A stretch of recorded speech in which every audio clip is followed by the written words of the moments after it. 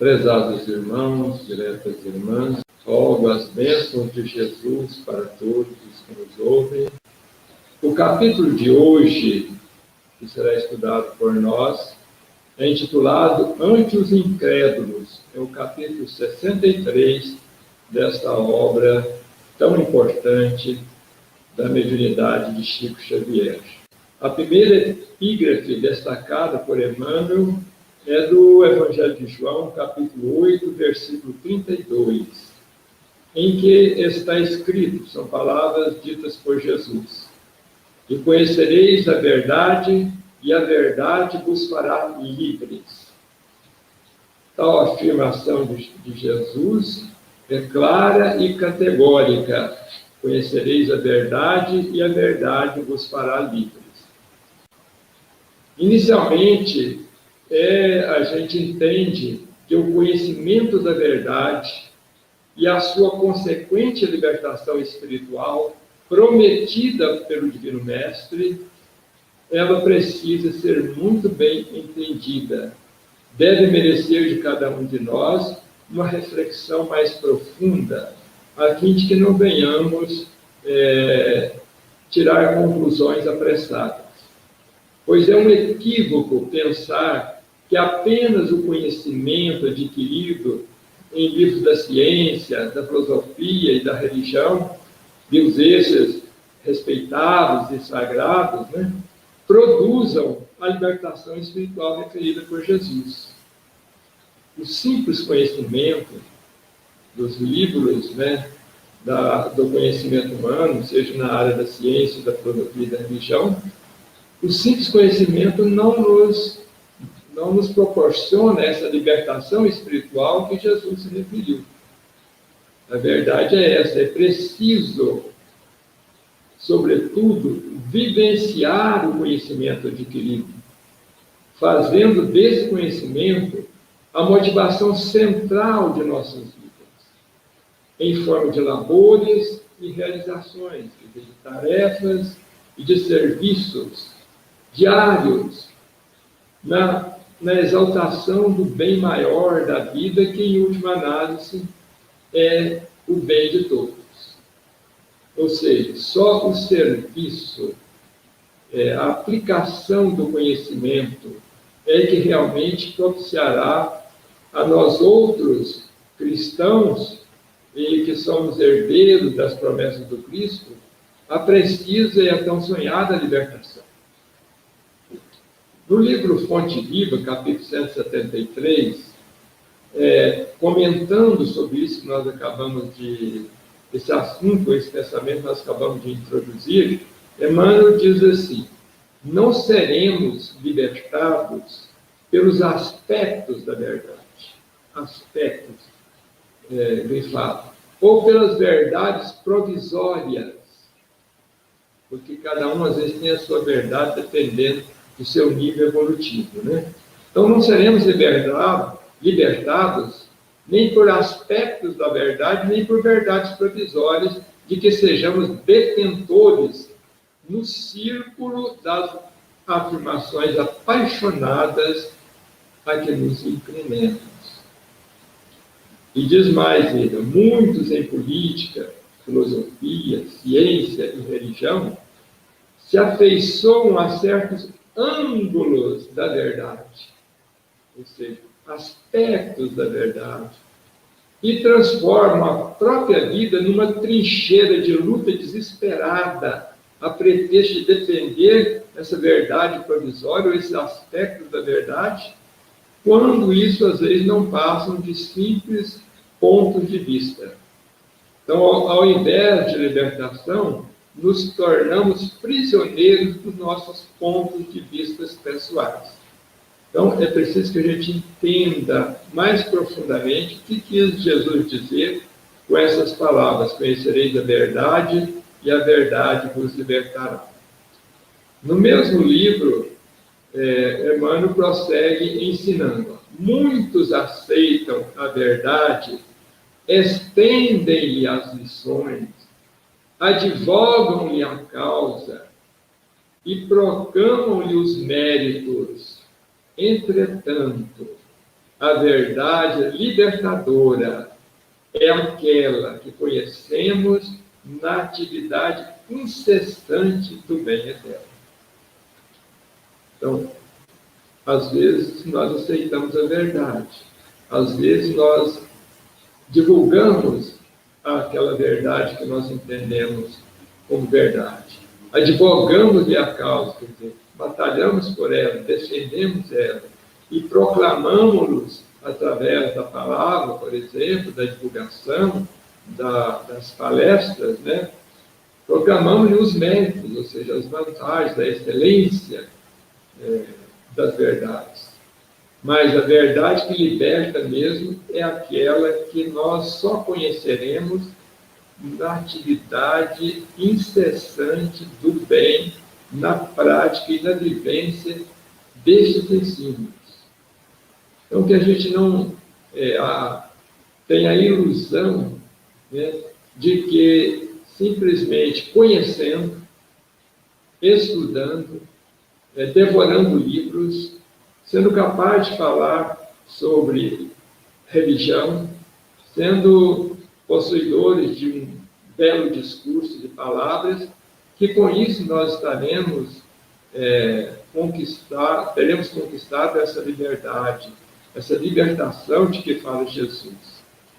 Não é bem assim que as coisas funcionam. Só existe, Emmanuel prossegue ensinando também no mesmo livro, Fonte Viva, só existe verdadeira liberdade na submissão ao dever fielmente cumprido. Então, paradoxalmente, a gente só se torna livre quando se torna, primeiramente, escravo do dever, escravo das obrigações sagradas que a vida nos coloca em nosso caminho. Conhecer, portanto, a verdade é perceber o sentido da vida. Aqui cabe também uma reflexão sobre a questão do sentido da vida.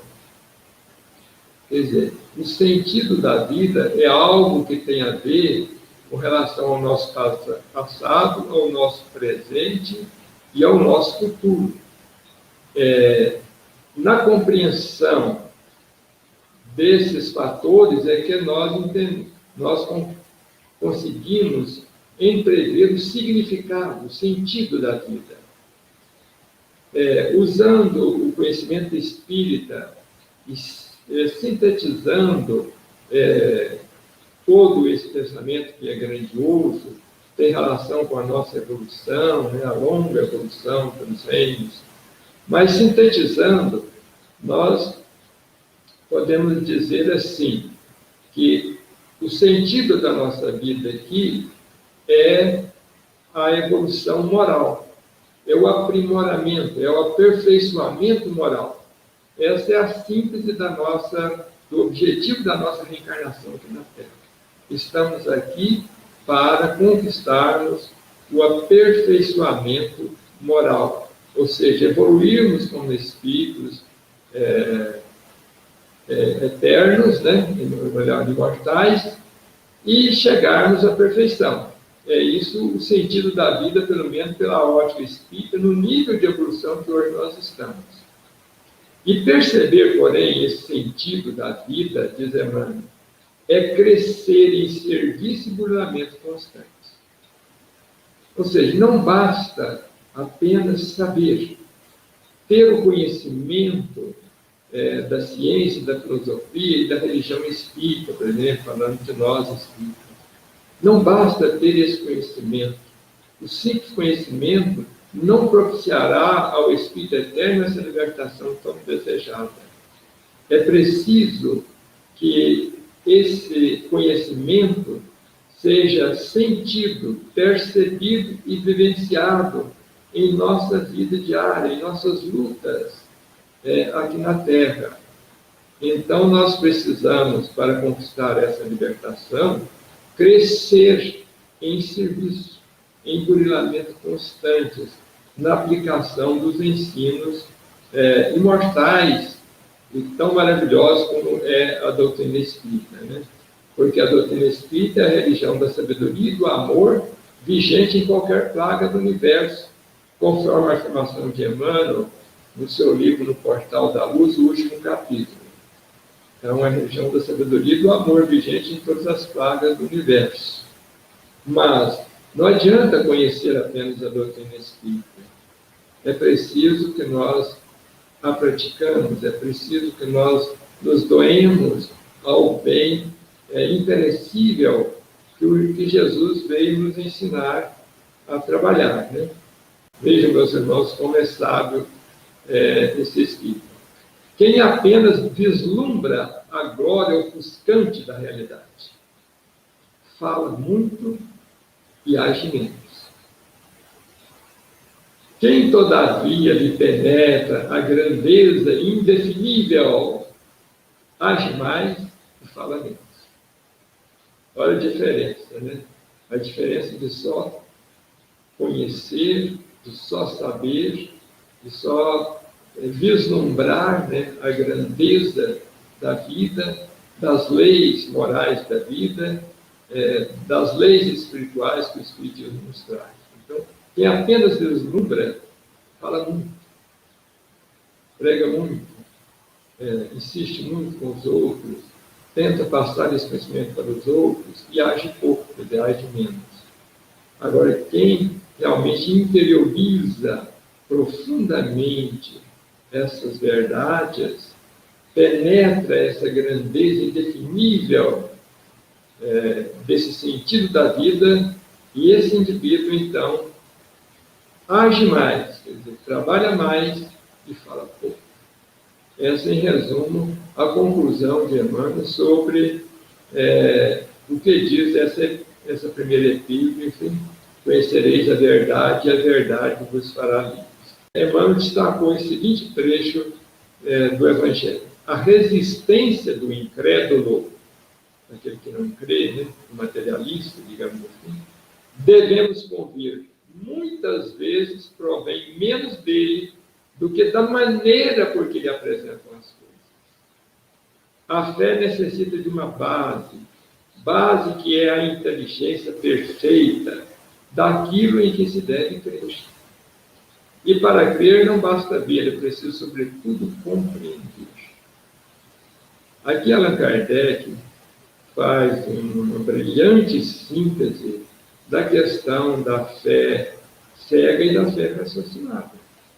Porque muitas vezes o que deu origem a tanta incredulidade, naquela época que o Espiritismo surgiu, nos meios culturais da Europa, por exemplo, né, com os filósofos europeus daquela época, foi a questão da fé cega, de uma fé imposta, de uma fé que tinha objetivos políticos inseridos no seu contexto, uma fé que se opunha às conquistas da ciência, que cada vez mais descortinavam novos horizontes, faziam descobertas. O século XIX foi um século de grandes invenções. Então, não havia naquela época, conforme escreve Kardec aqui, lugar para a fé sem raciocínio. Então, ele diz, a fé precisa de uma base, que a base é a inteligência completa, perfeita, daquilo que a pessoa está sendo passada para ela como crença. Para crer, não basta simplesmente ver, falar, ouvir palestras, é preciso, sobretudo, compreender. É preciso que participe não só o coração com o sentimento, mas participe também o entendimento daqueles princípios de fé, daquelas ditas verdades religiosas que foram passadas para nós, ou eram passadas para nós, pelas religiões tradicionalistas. O próprio Kardec prossegue dizendo a respeito da questão da fé cega. O dogma da fé cega é que produz hoje o maior número dos incrédulos, porque ela pretende impor-se, exigindo a abdicação de uma das mais preciosas prerrogativas do homem, o raciocínio e o livre-arbítrio. Então, fica claro que para nós, porque hoje o Emmanuel está introduzindo aqui o estudo dos incrédulos, né? O título da lição de hoje é Ante os Incrédulos. Então, ele está dizendo que uma das causas de incredulidade que Kardec aqui coloca, né, foi o dogma da fé cega, que pretendia impor uma crença em que as pessoas não podiam raciocinar, não poderiam questionar. Era uma crença que, quando você dizia, mas isso está contra a ciência, então dizia-se que era um mistério, isso era dogma, que não podia ser discutido, né? E isso faz com que o homem abdique, né, de uma das prerrogativas, dos direitos, digamos assim, que todo indivíduo tem, que é a de raciocinar e de optar pelo seu livre-arbítrio, pelo caminho a seguir. Então, uma das causas da fé cega, do dogma da fé cega, é essa fé forçada, né? Essa causa de incredulidade tem muito a ver com a fé cega. É o que isso que o Kardec está querendo ensinar. E ele aqui coloca aquela frase que todos conhecem no meio espírita, que é a seguinte: fé inabalável só o é a que pode encarar de frente a razão em todas as épocas da humanidade. Então, aqui é uma frase conhecida de todos nós, os espíritos, que está lá no Evangelho segundo o Espiritismo também, nesse capítulo, A Fé Transporta Montanhas, né? Dizendo que a fé, aquela fé inabalável, que não se abala com nada, aquela fé robusta, ela é aquela que pode encarar a razão em todas as épocas da humanidade, ou seja, que não se contradita com o avanço da ciência. A ponto de Kardec dizer, se a ciência demonstrar em algum ponto no futuro que o Espiritismo está errado em algum ponto, ele se modificará e acompanhará a ciência. Então, a nossa doutrina é progressiva e não é uma doutrina fechada que faz com que nós venhamos a nos contrapor aos avanços da ciência terrena. Emmanuel, no seu livro Consolador, questão 354, escrevendo também sobre isso, ele diz assim: conseguir a fé é alcançar a possibilidade de não mais dizer eu creio, mas afirmar eu sei, com todos os valores da razão tocados pela luz do sentimento. É uma frase magistral, belíssima, de grande sabedoria, de Emmanuel, que está no livro Consolador. Quer dizer, quem realmente consegue essa fé verdadeira, ele não fala assim, eu creio na reencarnação, eu creio na imortalidade da alma, eu creio na comunicabilidade dos espíritos. Nós não dizemos mais isso, eu sei, porque eu compreendi, eu vi, eu analisei, eu passei pelo crivo da razão e encontrei a mais absoluta lógica nesses princípios. E aí entra também o meu sentimento. E com o sentimento entra o trabalho, entra a dedicação, entra a abnegação, entra o serviço ao próximo, que nós precisamos, como dissemos logo de início, cultivar para que nós cheguemos realmente à libertação verdadeira que todos nós queremos, a libertação espiritual. Neste mesmo livro Consolador, Emmanuel, falando sobre o que é ter fé, ele diz assim: ter fé é guardar no coração a luminosa certeza em Deus, certeza que ultrapassou o âmbito da crença religiosa, fazendo o coração repousar numa energia constante de realização divina da personalidade. Então, uma definição ampla demais até para a gente entender, né? Em fé, guardar no coração a luminosa certeza da paternidade divina, de que nós somos um Deus, Criador do universo, né? Causa primária de todas as coisas, sabedoria perfeita, sabedoria maior. Né? Essa certeza, ela já está acima, às vezes, da própria crença religiosa, porque se torna algo natural nos espíritos que conseguem um certo grau de evolução e maturidade espiritual. Mesmo que eles estejam em outras religiões, por circunstâncias de reencarnação, ele terá essa fé em Deus acima, às vezes, dos dogmas das religiões, dos dogmas menores das religiões terrenas. Né? Isso leva o indivíduo à realização divina da personalidade. Ante os incrédulos, Emmanuel começa dizendo assim: compadeçamos-nos dos incrédulos que se arremetem contra as verdades do Espírito, intentando penetrá-las à força. Tenhamos compaixão dos incrédulos, dos materialistas, que investem, que remetem, investem contra as verdades do Espírito, intentando penetrá-las à força. O que devemos entender por isso? Devemos entender a situação daqueles companheiros que chegam, às vezes, nos meios doutrinários do Espiritismo cristão, tentando testar os médiuns, armando ciladas junto dos médiuns, intentando, assim, forçar as portas do entendimento.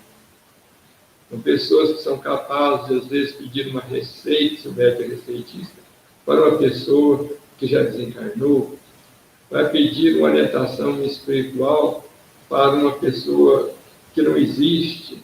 Então, são tentativas de burlar vamos dizer assim, o processo mediúnico, se arremetem contra a verdade do Espírito, tentando penetrar a força. Se acontecer que o médium perceba isso, então eu vou acreditar. E muitas vezes isso não acontece, porque os médiuns são criaturas humanas, não são deuses, não são oráculos infalíveis. E também a pessoa que bate às portas da revelação divina com esse espírito de censura, de arrogância, é lógico que também pode ser que a providência divina permita até um engano do médium proposital para que essa pessoa não venha a receber essa luz que ele não está fazendo por merecer. Então, nós não podemos aproximar de uma fonte querendo beber água limpa e agitando o fundo lodoso do poço, porque nós não vamos conseguir, assim, beber dessa água limpa. É preciso que o indivíduo entenda que, perante a paternidade divina, nós somos filhos humílimos e precisamos aproximar-nos da verdade com o coração puro, com o coração humilde, e não com arrogância ou com pretensa superioridade. Emmanuel, discorrendo sobre essa situação, porém, ele vai nos conclamar muito a termos piedade, compaixão com os incrédulos. Isso é do livro Seara dos Médiuns, nós estamos introduzindo aqui no meio do comentário de hoje, porque é sobre o mesmo tema que ele discorre lá no Seara dos Médiuns. Ele diz assim: regozijar-se-iam sim, falando dos incrédulos, regozijar-se-iam com a verdade que nos enriquece de otimismo e consolo. Quer dizer, se alegrariam muito se pudessem, às vezes, ter a nossa fé. Se pudessem, acalentariam a claridade da fé com a emoção dos séculos que recobrassem repentinamente a visão, diante da alvorada, deslumbrados de júbilo. Então, que a gente tenha compaixão dessas pessoas que, às vezes, chegam com arrogância nos meios doutrinários, entendendo que, no fundo, são pessoas profundamente infelizes, que trazem grandes problemas de vida, que trazem um coração, muitas vezes, cheio de decepções, que já sofreram muito e que realmente muito ficariam felizes se pudessem desfrutar da fé que já nós temos, que nos enriquece de alegria, de otimismo, de esperança, de conformação, diante, inclusive, das dificuldades da vida. Contudo, meus irmãos, eles transitam na terra à feição de alienados mentais, que a ciência não vê. Olha como ele compara aqui o incrédulo materialista como se fosse uma alienação mental que a ciência não vê. Porque realmente aquele que duvida de Deus ou duvida da sua própria existência, dizendo que tudo se acaba no mundo, é realmente uma insensatez muito grande. Para nós, isso fica, para nós que somos crentes, né, no Evangelho de Jesus, isso nos parece realmente muito absurdo. Mas esses incrédulos, Emmanuel diz assim, eles são terrenos devastados pelo incêndio das paixões humanas, que acabaram dominados pelos vermes do materialismo, que eles corroem os últimos embriões de esperança, muitas vezes em festins de sarcasmo. Por que sarcasmo? De ironia, porque é tão comum que muitas vezes os incrédulos, os materialistas, zombem dos religiosos. Se colocam como pessoas superiores, de espíritos superiores, e que os religiosos são pessoas de mentalidade inferior, dos quais são motivos de zombaria ou de preconceito, às vezes, nos meios culturais. Quantos doutores cristãos, dentro das universidades, diante da realidade espiritual, muitas vezes não conseguem colocar avante as suas ideias, porque são alvo de preconceitos. Os que se dedicam à pesquisa psíquica, por exemplo, não conseguem bolsa para os seus estudos, não conseguem o apoio do colegiado. Então, são coisas que estão inseridas nesse materialismo da Terra. Mas isso, Emmanuel diz assim, são terrenos devastados, são pessoas dominadas pelo verme do materialismo. E aqui nos lembra aqui do Evangelho segundo o Espiritismo, lá no Bem-aventurados Aflitos, no item 16, em que Kardec nos diz que uma das causas do suicídio e da loucura é a incredulidade, é o materialismo que graça nos meios culturais. E diz ele mais, que os que assim se permitem divulgar essas ideias em nome da ciência, espalhando, então, a incredulidade, são profundamente responsáveis depois pelas consequências desastrosas no caminho daqueles que inadvertidamente possam seguir as suas ideias, enveredando pelo campo da negação da realidade espiritual, enveredando pelo campo do materialismo, da incredulidade, com que devastam a própria vida, com que se veem muitas vezes diante de certas circunstâncias e provações, enfermidades e lutas, de que eles não têm mais esperança e não têm como reagir, porque são incrédulos, não sabem que a vida não termina no túmulo, que a vida continua além, nós temos a eternidade pela frente. E isso realmente dá àquele que professa essas ideias uma vantagem muito grande para resistir às lutas terrenas, resistir à desesperança, né? Ao sofrimento, à indução, ao suicídio, à loucura. Incrédulos tateiam na sombra que lhes veste do cérebro mergulhado na incompreensão. Não lhes não agravemos neles padecimentos com palavras amargas, com críticas, né? Injuriando-lhes as opiniões, criticando-lhes as opiniões, mas abriremos as feridas que lhes sangram no peito. Então, por isso que ele diz lá no início do texto do Livro da Esperança, compadeçamos-nos dos incrédulos.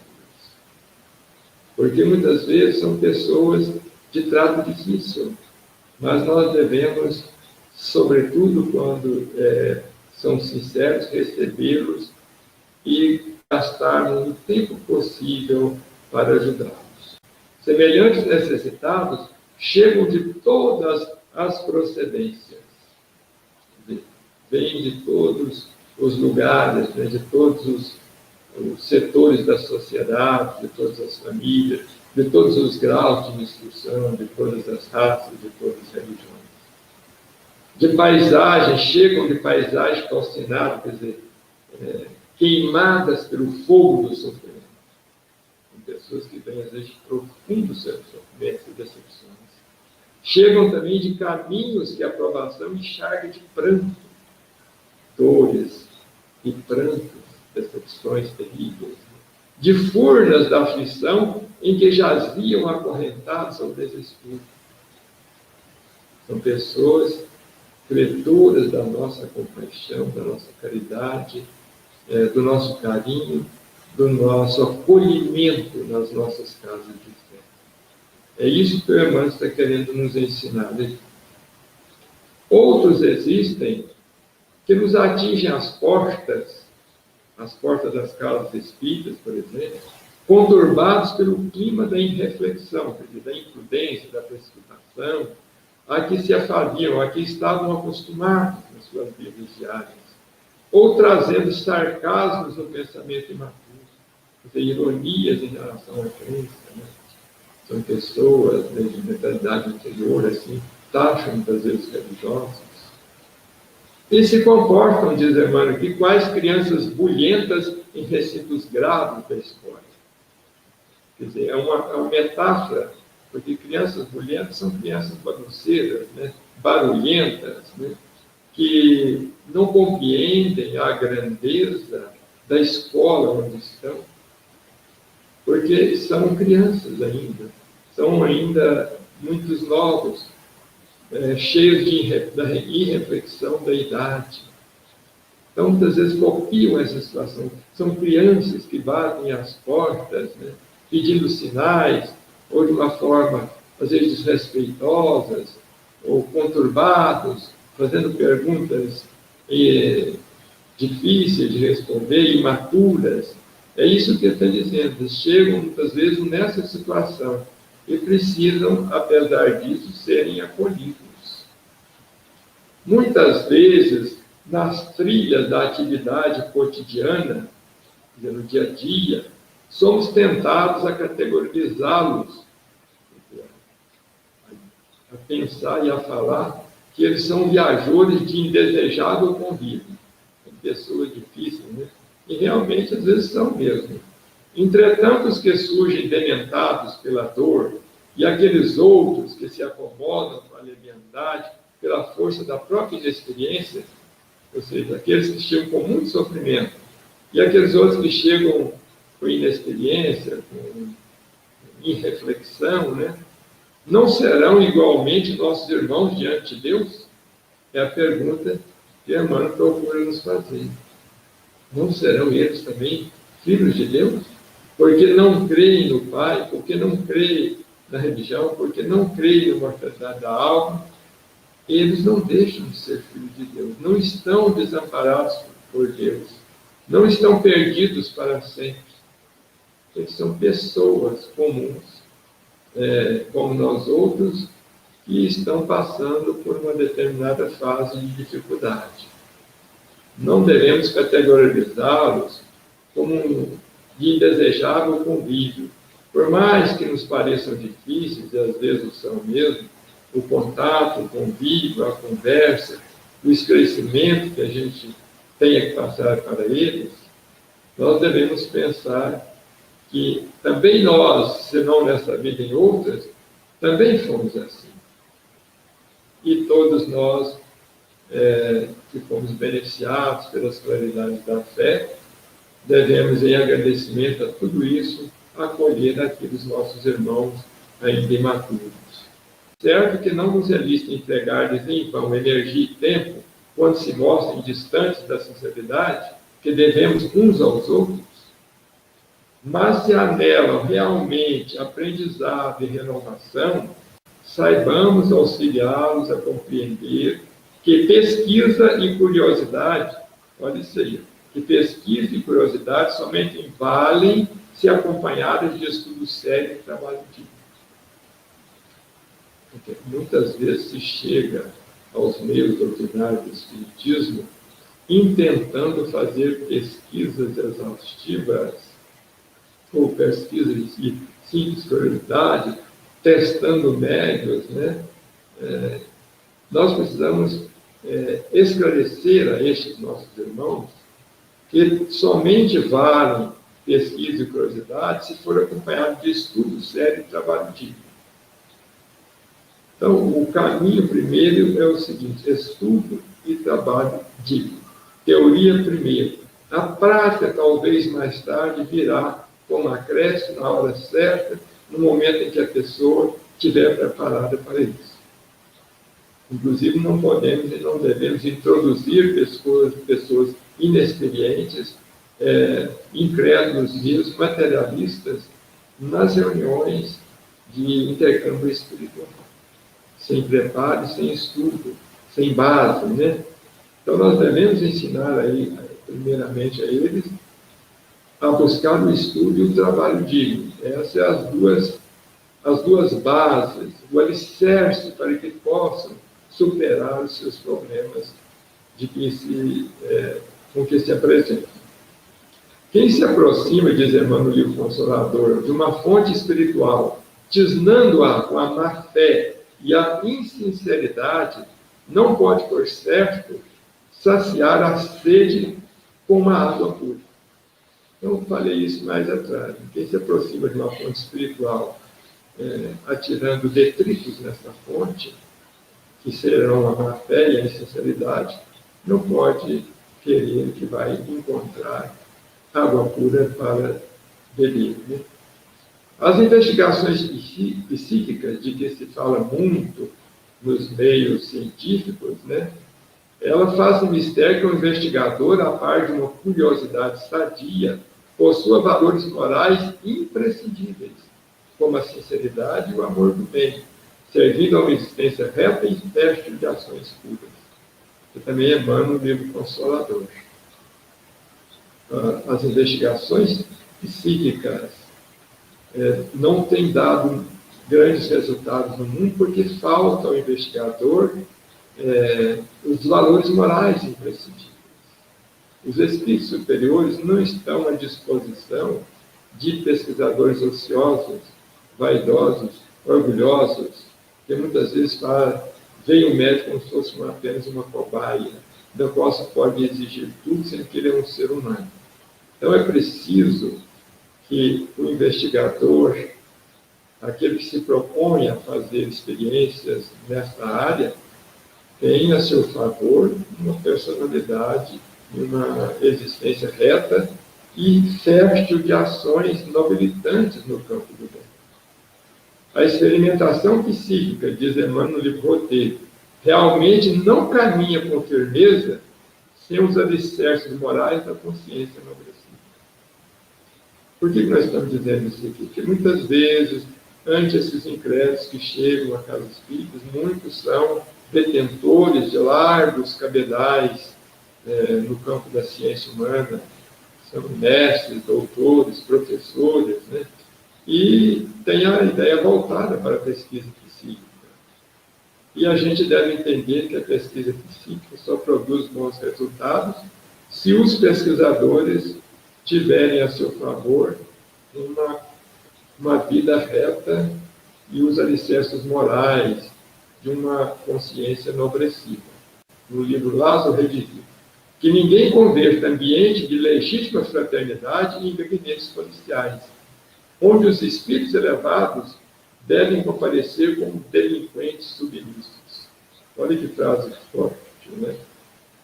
Não pense que os pesquisadores, que os espíritos superiores vão comparecer a reuniões em que não haja essa base moral elevada, submetendo-se à pesquisa em gabinetes como se fossem delinquentes diante de policiais, que seriam, no caso, os investigadores. Né?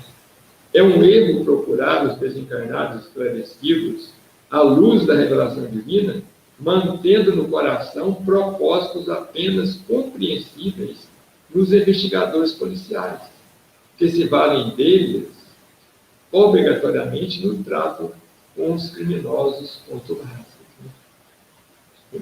É natural que a autoridade policial, ao lidar com criminosos contumados, tenham determinados processos de investigação, né, para coletar a verdade.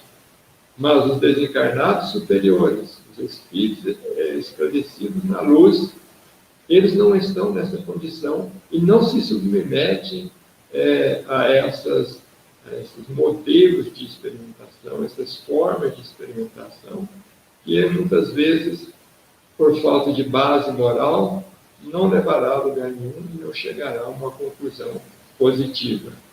Estendamos aos companheiros que o ateísmo enrijece, endurece, frações endurecidas no ateísmo, algo de nossas convicções que os ajude a refletir na própria imortalidade.